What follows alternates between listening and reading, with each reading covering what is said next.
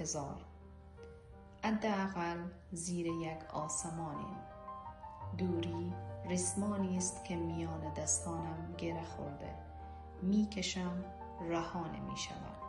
صدای مادر از آن سوی فاصله ها چون نسیم دوردست در گوشم میپیچد و آغوش پدر در قاب خاطره محو میماند. چشمهایم را بر افق میدوزم. همان آسمان آشنا که تو هم زیر آن نفس میکشی. دستهایم را به سویش بلند میکنم. شاید این هوا ذره‌ای از بوی خانه را برایم بیاورد. روزها میگذرند.